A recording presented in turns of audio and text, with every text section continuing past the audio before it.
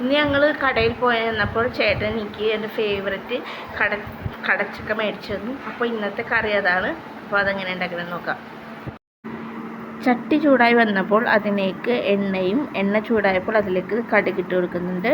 കടുക് പൊട്ടിയതിന് ശേഷം നമുക്ക് കടച്ചക്ക അരിഞ്ഞ് കഴുകിയത് അതിലേക്ക് വാരിയിടാം.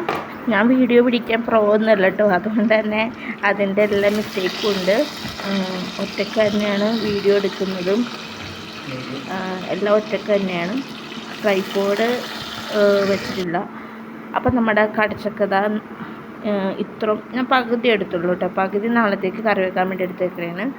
അപ്പോൾ കടച്ചക്ക അരിഞ്ഞത് നമ്മൾ ഇതിലേക്കിട്ട് വഴറ്റി കൊടുക്കുന്നുണ്ട്.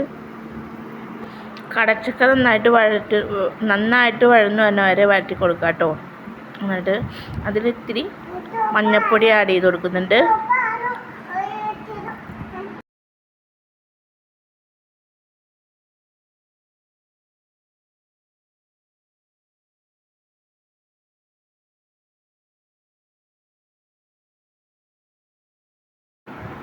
ഇതിലേക്ക് കുറച്ച് ഉപ്പ് ആഡ് ചെയ്ത് കൊടുക്കുന്നുണ്ട്. നമ്മൾ കുറച്ച് മാത്രമേ ചേർത്ത് കൊടുക്കുന്നുള്ളൂ കേട്ടോ, കാരണം കൂടിപ്പോയാൽ പിന്നെ പണിയായി പോവും. അതുതന്നെ ആവശ്യത്തിന് ഉപ്പിട്ടിട്ട് നമുക്ക് പിന്നീട് ആവശ്യം വരികയാണെന്നുണ്ടെങ്കിൽ കുറച്ചുകൂടി ഉപ്പിട്ട് ചേർത്ത് കൊടുക്കുക. എന്നിട്ട് നന്നായിട്ട് വഴറ്റി കൊടുക്കുക. ഉപ്പിട്ട് വഴറ്റി വന്നപ്പോൾ നമ്മുടെ എണ്ണ നന്നായിട്ട് വറ്റിപ്പോയി. അപ്പോൾ ഞാൻ കുറച്ച് വെള്ളം ചേർത്ത് കൊടുക്കുന്നുണ്ട് അടി പിടിക്കാതിരിക്കാനായിട്ട്. എന്നിട്ട് നന്നായിട്ട് ഇളക്കി കൊടുക്കുന്നുണ്ട്. 1 സ്പൂൺ മുളക് പൊടി ചേർത്ത് കൊടുക്കുന്നുണ്ട്. മുളക് പൊടിയൊക്കെ നമ്മുടെ ആവശ്യാനുസരണം ചേർക്കാം കേട്ടോ.